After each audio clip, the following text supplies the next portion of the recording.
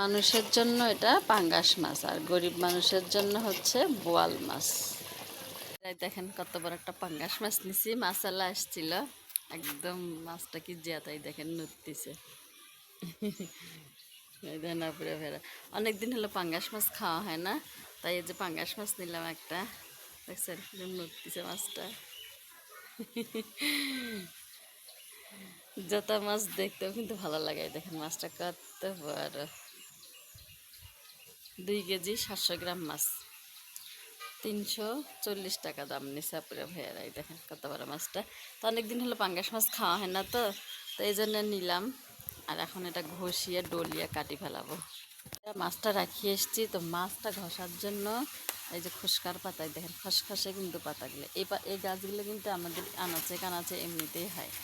তাই যে পাতা নিচ্ছি, এগুলো দিয়ে ঘষলে মাছ একদম কি সুন্দর পরিষ্কার হয়ে যায়। দেখেন আবার কাছে নেবে, এগুলো গাছ এমনিতেই হয়, অথচ আমরা এগুলো মানে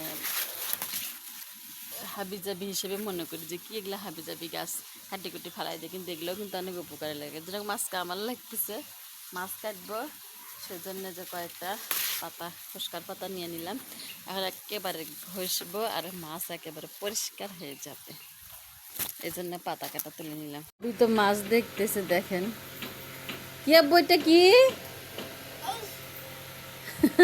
আবার পিছায় একবার সামনে আসে। পুরা মাছটা সুন্দরভাবে কাটি ধুয়ে নিছি, এখন অর্ধেকগুলা ফ্রিজে রাখবো আর অর্ধেকগুলা এখন রান্নার জন্য নিব। তারপরে ভেড়ে যে কয়টা পিস নিচ্ছি এখন আমি রান্না বসাই দেব। চুলায় হাঁড়ি বসাই দিয়ে পেঁয়াজ আমি লাল লাল করে ভাজে নিচ্ছি। তারপরে ভেড়ে পাঁচফোড়নটা দিয়ে দিলাম পেঁয়াজ বাটা, এরপর দিলাম কাঁচামরিচ বাটা, তো জিরার গুঁড়া দিয়ে দিলাম, মহুরি গুঁড়া দিলাম। আর দেখেন আমার আঙ্গুলের এই সাইডটা কাটে গেছে মাছ কাটতে যেয়ে, দেখছেন না বুড়া ভাইয়েরা কীভাবে কাটছে। দিয়ে দিলাম লবণ, এরপর দিয়ে দিলাম হলুদ, সামান্য একটু মরিচের গুঁড়া দিয়ে দিলাম শুধু কালার হওয়ার জন্য। এখন শুধু মশলাটা সুন্দরভাবে কষাবো। মাছটা তাজা, তাই মাছটা কাঁচা কষিয়ে রান্না করতেছি। মশলাগুলো সুন্দরভাবে কষে গেছে, তাই একটু সামান্য পরিমাণ পানি দিচ্ছি আর একটু কষানোর জন্য। তারপরে ভাইয়েরা মশলাগুলো কষে গেছে, আর আমি মাছ দিয়ে দিচ্ছি। মাছটা একদম তাজা ছিল। তারপরে ভাইয়েরা দেখেন সবগুলো মাছ একে একে দিয়ে আমি ভালোভাবে কষাই নিচ্ছি। তারপরে ভাইয়েরা কি সুন্দর কষে গেছে, তাই আমি ঝোলের জন্য একটু পানি দিয়ে দিলাম, কারণ বাচ্চারা ঝোল ঝোল করবে, তাই একটু পানি দিয়ে দিলাম। আলতোভাবে শুধু একটু লাড়াচাড়া করে দিচ্ছি, নাহলে মাছ ভাঙিয়ে যাবে। তো ঢাকনা দিয়ে ঢাকে দিলাম তাড়াতাড়ি হওয়ার জন্য, হয়ে নিক। কি তরকারিটার কি অবস্থা দেখেন কি সুন্দর হয়েছে।